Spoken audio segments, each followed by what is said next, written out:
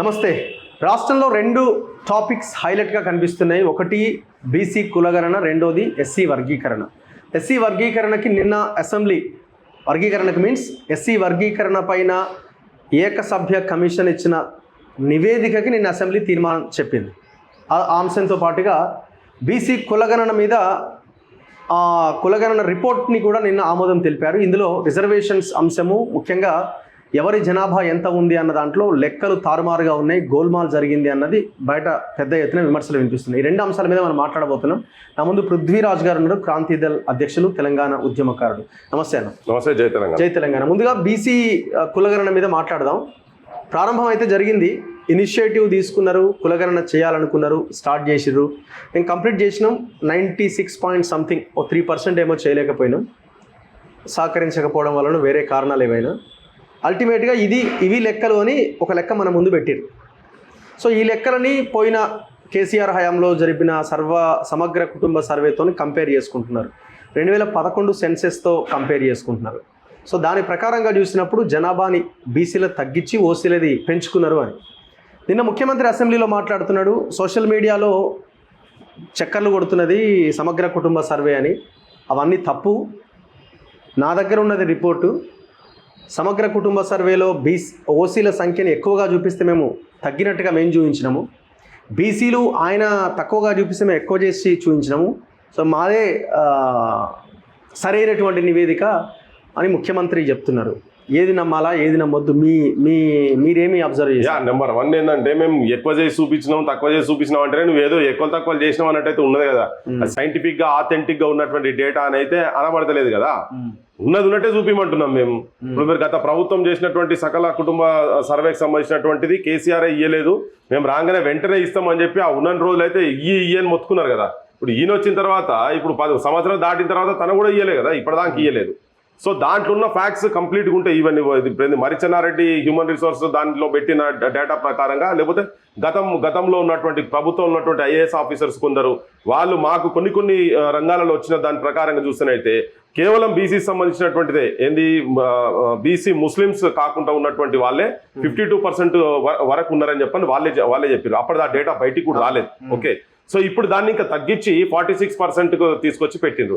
అదేంటంటే ఈ మధ్యలో ఏదైతే ఎవరి జనాభా ఎంత ఉన్నదో వాళ్ళకు రావాల్సినటువంటి వాటా కోటా రిజర్వేషన్స్ రావాలనే ఉద్దేశంతో అయితే 42% వీళ్ళు డిక్లరేషన్ చేసుకున్నారు, కామారెడ్డి డిక్లరేషన్. అది ఇంప్లిమెంట్ చేయమని చెప్పి ఎప్పుడైతే ఒత్తిడి వచ్చిందో ఇంటెలెక్చువల్స్ నుంచి, మాజీ జ్యుడిషియరీ నుంచి కావచ్చు, యావత్ సమాజం నుంచి మొత్తం ఎప్పుడైతే వచ్చిందో 6 నెలల్లో చేస్తామనే దాన్ని ఇప్పటిదాకా డ్రాక్ చేసుకొని తీసుకొచ్చినప్పుడే నేను ఫస్ట్ నుంచి మనం జరిగిన చర్చలు కూడా చెప్పిన, నాకు దీని మీద పెద్ద నమ్మకం లేదు, ఈ తప్పుల తడక ఉంటుంది అని చెప్పని. సో దీన్ని ఏంటంటే అట్లీస్ట్ ఈ డేటా మొత్తం ప్రాపర్గా వస్తే వీళ్ళకు పొలిటికల్ పార్టిసిపేషన్తో పాటు వాళ్ళకి రావాల్సినటువంటి వనరులు కావచ్చు, విద్య కావచ్చు, ఎంప్లాయ్మెంట్లు కావచ్చు, ప్రతి దాంట్లో వస్తుందని అనుకున్నాం. కానీ వీళ్ళు ఏంటంటే వీళ్ళ ఉద్దేశం ఎట్లంటే బెగ్గింగ్ కమ్యూనిటీస్ లెక్కనే బీసీస్ అంటే బ్రిలియంట్ అండ్ క్రియేటివ్ కమ్యూనిటీస్ను వీళ్ళు ఇంకా స్టిల్ బెగ్గింగ్ కమ్యూనిటీస్ కాడనే నిలబెట్టి పెట్టేటువంటి ప్రయత్నంలో భాగంగానే ఉన్నదాన్ని ఉన్నట్టుగా పర్ఫెక్ట్ సర్వే రిపోర్టు చేయలేదు అనేది నేను అనుడు కాదు. మొత్తం యావత్ తెలంగాణలో బీసీ సమాజం మొత్తం దాంట్లో ఇన్వాల్వ్ అయినటువంటి అందరూ వచ్చి నిన్న కాగితాలు చెప్తున్నారు, తలగబెడుతున్నారు, శాపనార్థాలు పెడుతున్నారు. అసలు వాస్తవాలు ఏంటో కావాలని కదా. సో ఆ ముఖ్యమంత్రి చెప్పిన దాంట్లోనే రెండు అర్థాలు వచ్చినట్టుగా చెప్పిండు ఆయన. ఉన్నది లేనిది ఉన్నట్టుగా మేము చూపించినామని అనే కాడికి తీసుకొచ్చారు. ఈడబ్ల్యూఎస్ ను సపోర్ట్ చేసుకుంటాను అందుకని ఉన్నది దీన్ని లేపే ప్రయత్నం తీసుకొచ్చి పెట్టి 21 లక్షల మంది ఎట్లా తక్కువ జరగ స్పాన్ ఆఫ్ 10 years లో ఇంకా పెరుగుతుంది కదా. నీకు 2001 కు 2011 కు 14 డిఫరెన్స్ ఉంది. అఫీషియల్ గా చూపించిన లెక్కనే తగ్గించారు 20 lakhs. ఇంకా 10 ఏళ్ళుగా పుట్టిన వాళ్ళ సంఖ్య ఎంత? అది ఇంకా ఇంకొక 20 lakhs ఉంటుంది. డెఫినెట్ గా ఉంటుంది. దాదాపు అరౌండ్ 50 lakh వరకు డిఫరెన్స్ క్లియర్ కట్ గా మనకు కనబడుతున్నది అలా. అంటే ఎవరు లగ్గాలు చేసుకుంటలేరు బీసీలలో, ఎవరు పొరగాలను గంటలేరు, ఎవరు సంసారాలు చేస్తలేరు, అట్లనే చూపిస్తున్నారు వీళ్ళంతా. దొంగ లెక్కలు, హుక్డప్ స్టోరీస్ వీళ్ళు చెప్పేటి మొత్తం. సో ఇది ఎప్పుడైతే పెరుగుతా అంటే సంఖ్యాబలం లేనటువంటి వాళ్ళు సంఖ్యాబలం ఉన్నటువంటి వాళ్ళ మీద పెత్తనం చేస్తున్నారు కదా. ఎప్పుడైతే సంఖ్యాబలం ఉన్నటువంటి వాళ్ళు నా సంఖ్య ఏదో కావాలని చెప్పని అడుగుతున్న క్రమంలో ఇలా బీసీలకు తగ్గించిర్రు, ఎస్సీలకు తగ్గించిర్రు, ఎస్టీలకు తగ్గించిర్రు. వాళ్ళు దాంట్లో ప్రకారంగా జస్ట్ అటు ఇటు చూస్తేనే దాదాపు 30 లక్షల వరకు, 35-36 లక్షల వరకు డిఫరెన్స్ కనబడతా ఉన్నది కదా. ఇది పచ్చి దుర్మార్గం, పచ్చి మోసం. ఏంటంటారు కదా, చెప్పలేదంటే అనకపోయారు లెక్క ఉన్నది ముచ్చట. ఇప్పుడు మేమైతే ఎట్లా ఇచ్చినాం అన్ని చేసినాం. బీసీ సమాజము మేల్కొనాల్సిన అవసరం ఉంది. ఈ పైసలు తీసుకొని తాగుడుకు ఇటువంటి వాటి కనుక అలవాటు పడి మీరు ఓట్లేస్తే మనని పర్మనెంట్ గా బిచ్చకాలని చేస్తారు వీళ్ళంతా. ఎందుకంటే వడ్డిస్తోని చేతులల్లో ఏ బంతులు కానీ వడ్డించుకోడు వాళ్ళ చేతులు ఉండాలట. ఆ వడ్డించుకోడు ఇప్పుడు వాళ్ళే అయిపోయి కూర్చున్నారు కాబట్టి వాళ్ళు ఎట్లా అంటే అట్లా తతంగా చేస్తారు. ఆ కమ్యూనిటీలో ఈ కమ్యూనిటీస్ చేయాలని కూడా ఉంటే ఉండొచ్చు వేరే విషయం, కానీ మనని మాత్రం నాశనం పట్టించేటువంటి ప్రయత్నం మాత్రం చాలా సీరియస్ గా చేస్తున్నారు. జనం మాత్రం తస్మా జాగ్రత్త. వీళ్ళు కేవలం ఎన్నికలు ఇప్పుడు వస్తున్నాయి కదా, లోకల్ బాడీస్ లో కూడా 42% టికెట్స్ మేము ఇస్తామని అంటున్నారు కదా. బక్వాస్ కదా, అది బోగస్ మాట. అదే ఎక్కడ నువ్వు ఇచ్చేది ఎక్కడిది? నువ్వు యాక్ట్ చేసి చేస్తాను కదా. నువ్వు చెప్పింది నీ మేనిఫెస్టోలో చెప్పింది నీ రాహుల్ గాంధీ చెప్పుకుంటే ఏం తిరుగుతున్నాడు, రాజ్యాంగం పట్టుకొని ఏం తిరుగుతున్నాడు. అన్యాయం జరుగుతున్నది దేశంలో ఉన్నటువంటి మెజారిటీ కులాలకు అన్యాయం జరుగుతున్నది. నేను జరగనీయకుండా చూస్తా, రాజ్యాంగబద్ధంగా వాళ్ళకి హక్కులు ఇస్తానంటున్నాడు. నీ పార్టీకి నువ్వు ఇచ్చేది నేను ఇంతకుముందు ఎమ్మెల్యే సీట్లు ఎంపీ సీట్లే నువ్వు ఇవ్వకపోతుంది. ఇవి ఆడికెళ్ళి ఇస్తావు. ఒక్కొక్క పార్లమెంట్ నియోజకవర్గంలో 2 అసెంబ్లీ సీట్లు బీసీకి ఇస్తా అన్నావు. అట్లాంటి 36 సీట్లు రావాలి తెలంగాణలో. 23 సీట్లు ఇచ్చి మామ అనిపించుకున్నారు. అది కూడా ఓల్డ్ సిటీలో 3 సీట్లు ఇచ్చి కొట్టిపడేసుకున్నారు వాళ్ళు. సో వాళ్ళు నువ్వు రాజ్యాంగబద్ధంగా ఇస్తానే కదా రాజ్యాంగం చేతిలో పట్టుకొని ప్రమాణం చేసేటప్పుడు ఆయన చెల్లె ఇద్దరు కలిసి పార్లమెంట్ లో ప్రమాణం చేసేటప్పుడు రాజ్యాంగం పెడతారు. వీడికి వచ్చినాక మా పార్టీ ఇస్తాం, మీ పార్టీ వాళ్ళు ఇస్తారా ఇయ్యారా, మీరు కూడా ఇయ్యారని చెప్పడం ఇది ఏంటంటే బోగస్ కథలు. జనాన్ని మత్పరిచి మాయ చేసేటువంటి మాటలు మాట్లాడారు. వీళ్ళు బీసీ ఇచ్చే దగ్గర అపోజిషన్ పార్టీ బీసీకి ఇవ్వాలని ఏముంది, వాళ్ళు ఓసీకి ఇస్తారు. వాళ్ళు బీసీకి ఇచ్చిన దగ్గర వీళ్ళు ఓసీకి ఇస్తారు. అట్లా అల్టిమేట్ గా మళ్ళీ వాళ్ళే గెలవడానికి అవకాశాలు ఏర్పడతాయి. ఇదంతా వాళ్ళు ములాఖాత్ చేసుకునే పనులు ఉంటాయి. ఇట్లంతా కాదు కదా. వాళ్ళు ఏదైతే పెడతా అన్నారో వాళ్ళు చెప్పిరన్నాడు. ఇలా వేలాది మంది దాంతో నష్టపోతున్నారు అన్నారు కదా. వాళ్ళకు రాజకీయ పరమైనటువంటి ప్రాతినిధ్యం వహిస్తున్నాను. వాళ్ళ మేనిఫెస్టో దాదాపు 23-24 వేల మందికి దీనికి ఉపయోగపడుతుందని చెప్పిండ్రు. పడ్డప్పుడు నువ్వు యాక్ట్ తీసుకొచ్చి పెట్టి చేయాలి కదా. నువ్వు కానూన్ ప్రకారంగా నువ్వు ఇచ్చేది బిచ్చమానే. తీర్మానం చేసారు, కేంద్రానికి పంపిస్తారు. కేంద్రంలో వీళ్ళు పవర్ లో లేము, మేము వాళ్ళు చేయాలా? State subject. కేంద్రంగా చేయకపోతే కేంద్రం కాడికి పోతుంది కదా. కేంద్రం మీద ఒత్తిడి అవుతుంది కదా. స్టేట్ సబ్జెక్ట్ ఇది. నేషనల్ లెవెల్ రిజర్వేషన్స్ లేకపోవచ్చు. ఇప్పుడు ఇక్కడ ఉన్న రిజర్వేషన్స్ అయితే ఇక్కడ ఉన్నాయి కదా. దాని ప్రకారం పొలిటికల్ రిజర్వేషన్ సంబంధించిన కానూన్ ప్రకారం ఏవైతే ఉన్నాయో అవన్నీ చేసుకున్నాకనే అయితే కదా ఏది ఉన్నా కానీ. నీ లోపల ఫస్ట్ చిత్తశుద్ధి ఉంటే కదా. నువ్వు ఉన్నదాన్ని లేని డేటాను ఉన్నట్టు ఉన్నదాన్ని లేనట్టుగా చూపిస్తున్నారు కదా మీరు చాలా క్లియర్ కట్ గా. అదేదో కూర్చొని వాళ్ళు కూర్చొని దావత్లలో కూర్చొని పెగులు వేసుకుంటూ రాసినట్టున్నది. ఏంది బాదాము కిస్మిస్ తినుకుంటా ముచ్చట చెప్పుకుంటుంటారు కదా. లెమన్ టీ లాగుకుంటే చేసినట్టు అట్లే కనబడుతుంది. అంటే నువ్వు ఫ్యాక్ట్స్ ఏవి నువ్వు చాలా మందికి మా ఇళ్ళకి రాలేదని చెప్పని మొత్తుకుంటున్నారు చాలా మంది. అసలు ఇప్పుడు ఆయన అంటున్నాడు కదా, మేము ఎక్కువ చూపించినట్టు ఎక్కువ చేసి చూపించేది ఏంది నాకు అర్థం కాదు. నువ్వు చూపించేది ఏంటంటే నువ్వు ఉన్నది చూపించాలి కదా. నీ మాటల కుద్దు తెలుస్తున్నది ఏంటంటే నువ్వు అబద్ధం చెప్తున్నట్టు క్లియర్ కట్గా ఉన్నది. అందుకనే సోయికి రావాలి. బీసీ సమాజం మొత్తం సోయికి రావాలి. వీళ్ళు చేస్తున్నదంతా తప్పుల తడక. వీళ్ళు కావాలని కొన్ని దాచిపెట్టి లేని ఉన్నట్టు ఉన్నది లేనట్టుగా చూపించేటువంటి ప్రయత్నము చాలా అద్భుతంగా ప్రజెంట్ చేస్తున్నది. జనానికి కూడా అర్థమైంది. మొన్న ఎప్పుడైతే ఇది లెక్కలు బయటకు వస్తున్నాయో అప్పుడు అర్థమైంది. ఒకవేళ వాళ్ళకి నిజాయితీ కనుక నిజంగా ఉండేది ఉంటే పాత డేటా మొత్తం తీసి బయట పెట్టు కదా. నువ్వు బయట పెడితే నా దగ్గర లేదన్నా. ఇప్పుడు ఆయన చదివిన లెక్క కూడా పబ్లిక్ డొమైన్ లో లేదు. ఇప్పుడు సమగ్ర కుటుంబ సర్వే 40% ఏమంటే మేము 46 అయింది మా దాంట్లో అని అంటున్నారు. నేను జెన్యూన్ చేస్తే 46 అయింది, వాళ్ళు 48 చేసిరండి. అది పబ్లిక్ డొమైన్ లో ఉండాలి కదా, పెట్టొచ్చు కదా. ఇది పెట్టొచ్చు అది పెట్టొచ్చు. ఇప్పుడు ఓపెన్ గా రాసిస్తున్నారు కదా. రాసిచ్చినప్పుడు 2 పబ్లిక్ డొమైన్ లో పెట్టు, పబ్లిక్ చూసుకుంటారు కదా. ఇప్పుడు నేనే ఉన్నా నేను చెప్పినా నువ్వు నాది ఏది రాసుకున్నావు నాకు తెలియదు కదా. ఇప్పుడు నేను యాదవ్ ఉన్నా, నేను బీసీ, నాకు బీసీ బదులు నువ్వు ఓసీ రాసినావు నాకు ఎట్లా తెలవాలి? నువ్వు పబ్లిక్ డొమైన్ లో పెట్టినప్పుడు కదా నాకు తెలిసేది. నువ్వు ఇక్కడ పెట్టుకొని రాసుకోవచ్చు. టైపింగ్ చేసే కాడ నువ్వు అప్లోడ్ చేసే కాడ నువ్వు ఏదైనా రాసుకోవచ్చు. రఘు తీసుకపోయి ఏమన్నా ముస్లిం పెట్టొచ్చు. ఎవరికైనా మనకు తెలియదు కదా. అది నువ్వు పబ్లిక్ డొమైన్ పెడితే నువ్వు క్రాస్ చెక్ చేసుకుంటావు. ఒకవేళ పాత డేటా లేదనుకో ఎక్కడ పోయిందో అడుగు, కేసు పెట్టు, కేసీఆర్ మీద కేసు పెట్టు, ఆ గవర్నమెంట్ మీద కేసు పెట్టు. వాళ్ళని బుక్కల వారే ఎడబెట్టినావు రా అని చెప్పాను. ఉండాలా నువ్వు ఫామ్ హౌస్ దాచుకున్నావా, నువ్వు ఇది కరెక్ట్ కాదు అని చెప్తున్నావు. కానప్పుడు కరెక్ట్ ఉన్నది ఏంది? ఇప్పుడు హెచ్ఆర్టీ ఉన్నదాన్ని కరెక్ట్ కాదని అంటున్నాడు ముఖ్యమంత్రి. మరి ఉన్నది ఎక్కడ ఉన్నదని తెలియాలి కదా. లేకపోతే వీళ్ళు తీసుకుపోయి ఇంకెక్కడ సందుకలా దాచుకున్నారా అని బయటికి తీయాల్సిన అవసరం కదా. పబ్లిక్ పైసలు ఖర్చు పెట్టి చేసింది పబ్లిక్ డేటా కదా. అది పబ్లిక్ ఉపయోగపడేటువంటిది. వాళ్ళ భవిష్యత్తు మీద ఆధారపడినటువంటి డేటా కదా అంతా. సో ఇది అది 2 పెడితే అప్పుడు నీకు క్లియర్గా అర్థమవుతుంది. అప్పుడు జనం కూడా వైట్ పేపర్ పెట్టేటప్పుడు గవర్నమెంట్ అప్పులలో అని చెప్పి నువ్వు తీసుకొచ్చి పెట్టినావు. ఏ దేంట్లో ఏ డిపార్ట్మెంట్ ఎట్టు జరిగిందో దీన్ని కూడా అట్లా తీసుకొచ్చి నువ్వు పబ్లిక్ డొమైన్లో పెడితే అప్పుడు క్రాస్ చెక్ చేసుకుంటాం. లేనోడు ఇలాంటి ప్రభాకర్ చెప్తున్నాడు, లేని వాళ్ళందరూ మీరు పోయి మళ్ళీ ఎన్రోల్ చేసుకోవాలని చెప్తున్నారు. ఆ ఎన్రోల్ చేసేందుకు నువ్వు ఉన్నాయా లేవా, ఉన్నాయి తీసి అవతల వరేసిరా, లేని తీసి ఇలా పెట్టిరా అనేది నువ్వు పెట్టు. అప్పుడు ఓపెన్ నువ్వేం దాపరికం లేదు, దొంగతనం ఏం లేదనుకో పబ్లిక్ డొమైన్లో పెట్టబ్బా. పెడితే అది తెలిసిపోతుంది కదా నువ్వు ఎంత నిజాయితీ ఉన్నావు అనేది. పెట్టినంత కాలం ఇది కరెక్ట్ అట్లనే జరుగుతుంది. అది అబద్ధం చెప్పినట్టే ఉంటుంది. అబద్ధం నిజం కూడా వాళ్ళు చెప్తున్నారు కాబట్టినే జనం కూడా నమ్ముతున్నారు. ఇప్పుడు ఎస్సీ వర్గీకరణ విషయంలో రేవంత్కి ఎన్ని మార్కులు వేయచ్చు?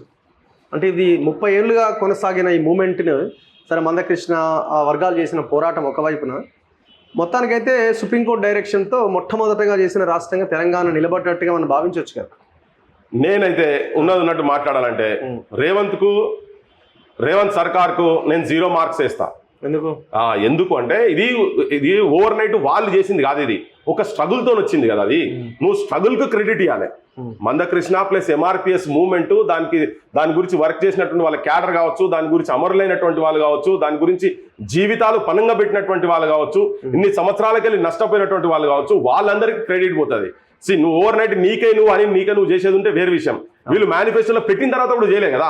ఇప్పుడు కోర్టులు వచ్చిన తర్వాత, కోర్టులకి నువ్వు అసెంబ్లీలో మాట్లాడిన తర్వాత, మళ్ళీ వేరే వర్గం వాళ్ళు ఒత్తిడి చేసిన తర్వాత అట్లెట్లుంటుందని చెప్పి తిరగబడి సమాజం మొత్తం ఇది న్యాయబద్ధమైన డిమాండ్ అని చెప్పి రేపు 7వ తారీఖు రోజు 1000 గుంతలు లక్షల డప్పులు అని చెప్పి అనేది ప్రోగ్రామ్ చేసినామో, దాంతో ప్రభుత్వం పరువు పాతాళంలోకి పోతుందని చెప్పి భయపడి దానికన్నా ముందు టక దీన్ని క్లోజ్ చేసే ప్రయత్నం చేసిండు. కానీ ఇది మొదలై చేయనుండే కదా. ఇదంతా అనౌన్స్మెంట్ కాకముందు నీకు మధ్యలో 4-5 నెలలు టైం ఉండే కదా. ఆగస్టులో ఎప్పుడు అయితే దాని తర్వాత అంతా టైం ఉండే కదా. అప్పుడే చేసేది ఉంటుంది కదా, జరగలే కదా. అంటే నువ్వు ఒత్తిడిలో చేసిండు అంటే అనివార్యంగా కాంగ్రెస్ కు ముఖ్యమంత్రికి అనివార్యమైన పరిస్థితులు సమాజం మొత్తం క్రియేట్ చేసింది కాబట్టి ఇచ్చిండు. బరాబర్ స్వాగతిస్తున్నాం, 100% స్వాగతించాల్సింది. నేను కాదు, ఎంఆర్పిఎస్ మూవ్మెంట్ వాళ్ళు మందకృష్ణ కూడా స్వాగతం పలికిండు, స్వాగతిస్తున్నాం. కానీ దాంట్లో కూడా కొన్ని మిస్టేక్స్ తప్పులు ఉన్నాయని చెప్పి ఇలా పొద్దున ప్రెస్ మీట్ లో అయితే చెప్పిండో, నిజం కూడా దాంట్లో కూడా కొంత ఎక్కువ బెనిఫిట్ పొందినటువంటి వాళ్ళు గతంలో సి గ్రూప్ లో ఉన్నటువంటి వాళ్ళని తీసుకొచ్చి ఏ గ్రూప్ లో అయితే పెట్టిండ్రో దాని మీద కూడా ఇలా పొద్దున కొంతమంది ఆ సామాజిక వర్గాలకు సంబంధించినటువంటి వాళ్ళు కూడా వచ్చిండ్రు. ఒక ఇలా పొద్దున ఎంపీ వెంకటేష్ నేత కూడా వచ్చిండు. మా సామాజిక వర్గం వాళ్ళు మేము ఇంట్లో ఉండం, మేము వాళ్ళతో మేము ఉంటే మాకు ఇబ్బంది అవుతుంది, మాకు సపరేట్ ఉంటాం మేము అని చెప్పని వాళ్ళు అంటున్నారు. వాళ్ళు సపరేట్ ఉంటే వాళ్ళకు 1% వస్తుంది. అట్లనే ఇంకా వేరే వాళ్ళు కూడా వేరే కొన్ని చిన్న కులాలు కూడా ప్రెస్ క్లబ్ కాడికి వచ్చిండ్రు. మా పరిస్థితి ఏంది, మేము ఆగమవుతున్నాం కదా అని. అంటే ఏ ఒక్కరికి కూడా నష్టం జరగొద్దు, రాజ్యాంగ పరంగా ఏ ఒక్కరికి కూడా నష్టం జరగొద్దు. దాంట్లో మిస్టేక్స్ ఉన్నాయి, ఆ మిస్టేక్స్ కూడా వాళ్ళు కరెక్ట్ చేసుకోవాల్సిన అవసరం ఉన్నది. ఈ కమిషన్ ఇచ్చిందే కాబట్టి అంటే ఇప్పుడు కమిషన్ క్రిమిలేయర్ దాన్ని పట్టించుకోలేదు, క్రిమిలేయర్ పెట్టాలంటే క్రిమిలేయర్ వాళ్ళు పట్టించుకోలేదు కదా. ఇది గవర్నమెంట్ ఎట్లా అనుకుంటే ఎట్లా చేస్తుంది కాబట్టి దాన్ని ఈవెన్ వర్గీకరణకు సంబంధించినటువంటి అంశం కూడా 100% only credit Mandakrishna Madiga and MRPS మూవ్మెంట్కే పోతుంది తప్ప ఏ గవర్నమెంట్లకు ఎవరైనా కేంద్ర ప్రభుత్వం అయినా రాష్ట్ర ప్రభుత్వం అయినా కానీ ఎవరికి కూడా పోవాల్సిన అవసరం లేదు. ఎట్లయితే తెలంగాణ పోరాటాలతో త్యాగాలతో పునాదుల మీద ఎట్లయితే వచ్చిందో ఇది మాత్రం ఒక్కటే కూర్చొని వాళ్ళ కులం పేరు కూడా కనీసం చెప్పుకోలేని స్థితిలో, అంటే వాళ్ళ కులం పేరు చెప్తేనే ఒక బూత్గా ఉన్నటువంటి సమాజం ఆ సిచ్యువేషన్స్ లోకి వెళ్ళి పుట్టినటువంటి మూవ్మెంట్ ను దాన్ని తీసుకొచ్చి ఇలా గర్వంగా మాదిగా అనే చెప్పి పెట్టుకునే స్థాయికి తీసుకొచ్చినటువంటి వ్యక్తి కావచ్చు, ఆ మూవ్మెంట్ కావచ్చు, దానికే క్రెడిట్ పోతుంది. కానీ ఈ ముఖ్యమంత్రులు వీళ్ళన్నాడు కాదు. ఇప్పుడు మొన్న అన్నందుకు దాదాపు ఒక 1000కి పైన జాబ్లు కరెక్ట్ గా నిజంగా ఆయన ఆర్డినెన్స్ కనుక తీసుకొచ్చి చేస్తా అన్నాడు కదా. మొన్న 50,000 ఉద్యోగాలు దానికి సంబంధించి కూడా దాదాపు 1200 కుటుంబాలకు నీకు ఉద్యోగాలు వస్తుండే, వర్గీకరణ జరిగేది ఉంటే జరగలే. అట్లా లేదు కాబట్టి వాళ్ళు ఇంకా నష్టపోయింది కదా ఉల్టా. అందుకే క్రెడిట్ ఎవరికి ఇవ్వాల్సిన అవసరం లేదు. ఎందుకంటే మూవ్మెంట్స్ వాటిని హానర్ చేయాల్సిన అవసరం ఉంది. కానీ ఈ వ్యక్తులు ప్రభుత్వాలు కాదు. అదేంటంటే మనం చెప్పుకుంటందుకు వీళ్ళు బ్యానర్లు పెట్టి ఫ్లెక్సీలు పెట్టి నేనేదో చేసినా ఆయన ఇంట్లోకి ఇచ్చింది కాదు. వాళ్ళ హక్కు, వాళ్ళకి రావాల్సింది 30 సంవత్సరాల నుంచి మీరు పెండింగ్ లో పెట్టిండ్రు. సోనియా గాంధీ చెప్పింది, రాహుల్ గాంధీ చెప్పింది, మన్మోహన్ సింగ్ చెప్పారు, అన్ని ప్రధానమంత్రి అని చెప్పి కూడా వాళ్ళకి మాత్రం ఇంప్లిమెంట్ చేయలే కదా. గవర్నమెంట్ వచ్చే ముందు ఒక తీరుగా, వచ్చినాక ఒక తీరుగా. ఈసారి ఒక విపరీతమైన ఒత్తిడి బిల్డప్ అయింది జనం లోపల.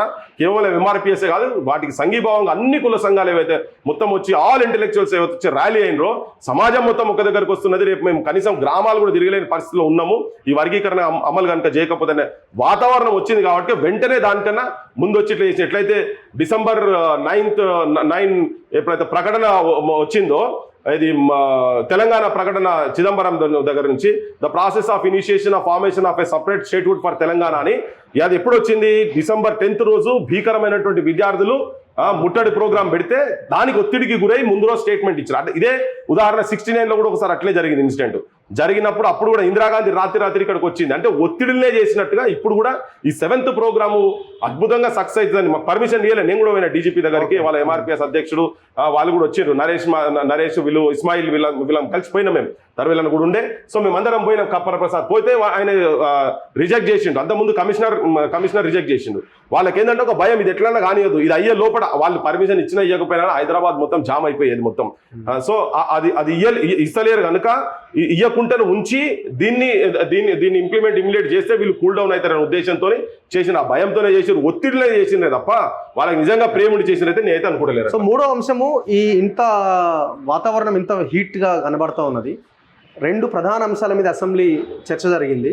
సరే ఆ లూప్ హోల్స్ ఏంటి, జరిగిన నష్టం ఏంటి, తప్పుడు ఎన్ని ఉన్నాయి అన్నది దీని మీద మాట్లాడాల్సిన అపోజిషన్ లీడర్ కేసీఆర్ అసలు సభకే రాలే టోటల్గా. ఇది ఎట్లా ఏ రకంగా రిసీవ్ చేసుకోవాలి? మళ్ళీ ఆయన ఫిబ్రవరి ఎండింగ్లో నేను బహిరంగ సభ పెట్టబోతున్నా అని ఈ మధ్య ప్రకటించి ఉన్నాడు. వాళ్ళకు ఎంతసేపు ఇది నిజంగా చాలా దౌర్భాగ్యమైన వాకౌట్ చేశారు సభ నుంచి. చాలా దౌర్భాగ్యమైన పరిస్థితి తెలంగాణలో నిజంగా కూడా.